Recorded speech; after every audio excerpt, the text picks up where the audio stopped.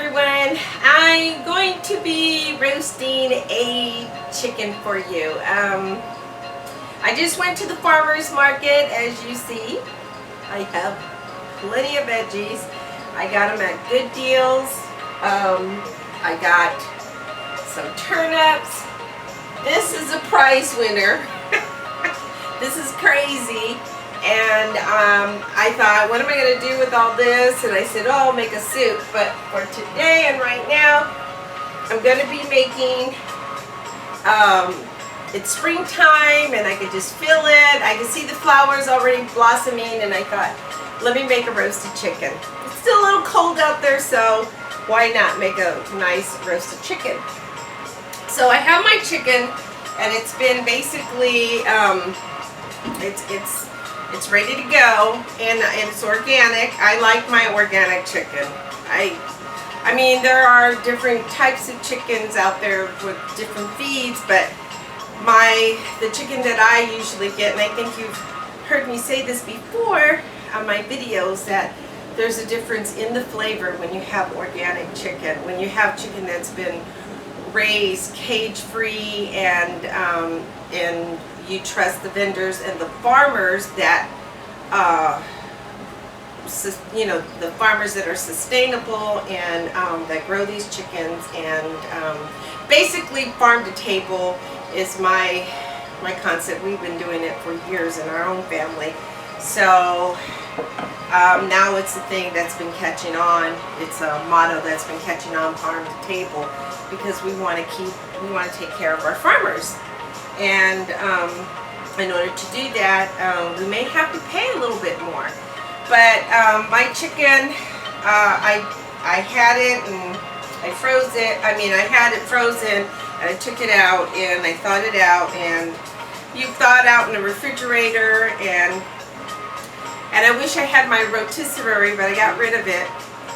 But that's okay, because this is going to come out nice and juicy. So what I'm going to do is start out with making like a marinade for my chicken, and I'm going to put it in a shallow pan.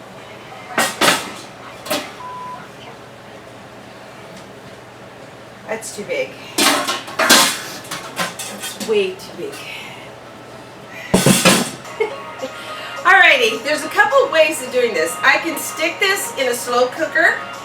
If you're wanting to do something really quick, you can dress it up, put it in a slow cooker, add your turnips. I have a variety of sweet potatoes and turnips, because I have a savory and then I have a sweet. And I like that sweet and savory filled. And then if you want to add some carrots to that, you could add some, and that'll give it a little bit more sweetness. I might add some carrots to it on my second video, or this might be a 3-part. So let's get started. I'm going to wash your hands real quick. I'm going to do a couple of videos for you, kind of like a spring fling type of set of videos, and I think these will be some good options for you. So what I did was, basically, I have some lemon. I have an organic lemon here, and I'm going to squeeze the lemon in here. Okay, and I sliced it up because my lemon had a little bit of bruising on it, and I got rid of the bruising, and I reserved the rest of the lemon, because you don't want to get rid of the whole lemon. Just kind of, so I had to cut it up a little bit here.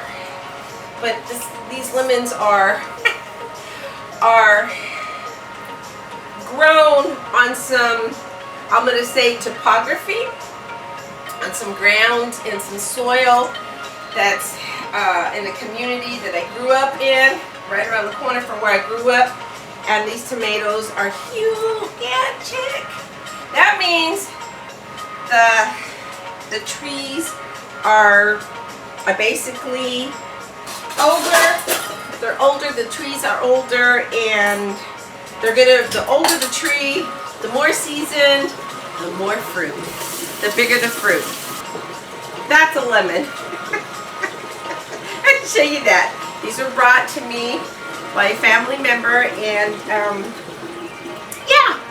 So I really appreciated this, and she knows I love lemons, and I drink lemon tea almost every morning, so especially when it's cold. And it gives you a lot of vitamin C. After I squeezed my lemon, what I did was I zested. And if you ever get a hold of one of these microplanes, which is invented by just a regular guy, is in his backyard. He's, he loved, doing little stuff in the backyard, and his wife needed something to zest. And the story is that he created this, he invented this, got it patented, and I'm sure they retired. So I thought that was pretty cool. So if you ever get a microplane, those are like the best ones to zest. To zest your citrus, your limes, or your oranges. So I'm going to go ahead and add that in there. Then I'm going to add a little bit of salt. That's probably about a teaspoon.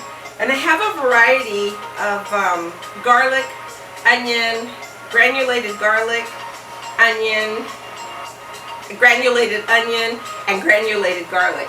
So that's about a teaspoon each. I'm going to put that in there. I'm going to put some pepper because I want some pepper.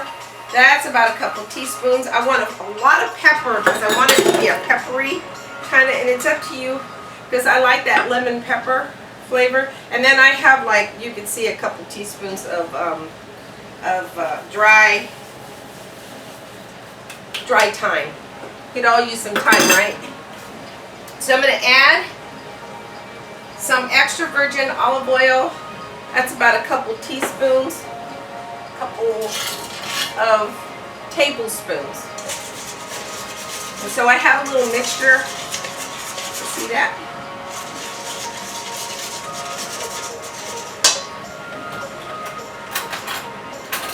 Try this. That's a good rustic flavor. Add a little bit more salt. And that's kosher salt that I'm using. Basically what I'm going to do is marinate it. I usually just put it in the pan like this. You can add parchment, but I'm not going to. Go ahead and just add that in there. Okay, put this aside. And if you want to give it a little kick, you can add a little bit of, I think I will, red chili flakes. Make sure they're organic because there is a difference. So I'm going to add just a little bit. And this I'm going to go ahead, I'm going to start from the inside of this chicken. Just add it, and then I'm going to rub it. I'm going to rub it all around. Okay. Add that on top. Just kind of massage it. Yeah. Then wash out my hands here so I can roll up my sleeves.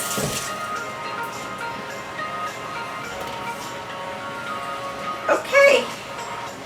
And then I'm going to, oops, I have something cooking over here. I have some black rice cooking, which would also be a nice pair up with this. Well, let's see what I'm going to do with the black rice. And what I do is I just stuff it like I would a turkey.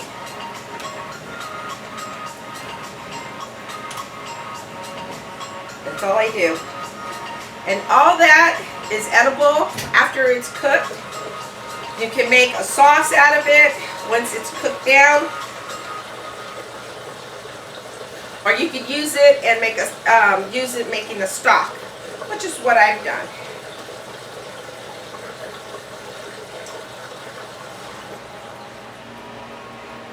And what I'm going to do is I'm just going to pop it in the oven. And I'm going to pop it in the oven at 300 and, let's see, about 425. And I'm going to put it in the oven and let it roast. Kind of let it just roast and caramelize on top. And then I'm going to cover it with some foil. Okay? Also, you can put your wings behind the chicken like that. That way. Okay? So it looks like this. You could tie it, you could truce it if you want to. If you want to truce it, why don't we give it a little truce here? Okay? Truce.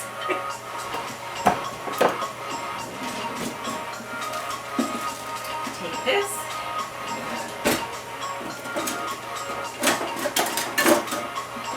I can't find my scissors right now. Just take a little bit of, make sure it's for cooking. This twine. I just wrap it up like this. Okay. Just cross the legs over. Really easy.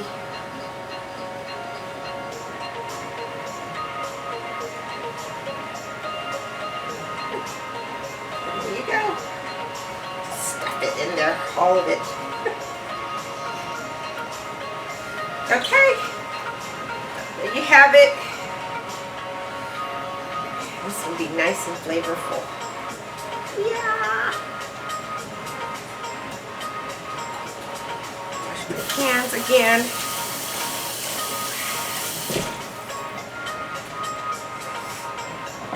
And add a little bit more salt to that because I want to have some flavor. Salt binds, remember that.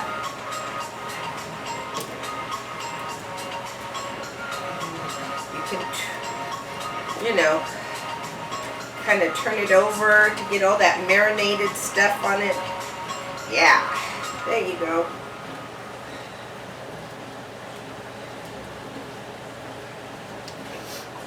Okay, now it's ready to go in the oven at 425 degrees, and then I'm gonna let it roast for about a good 20 minutes. And then I'm going to lower it to 350, and then I'm going to cover it up. And meantime, I'm going to peel these up, and I'll show you on the next video how to do that. Okay, I'll see you soon. All right.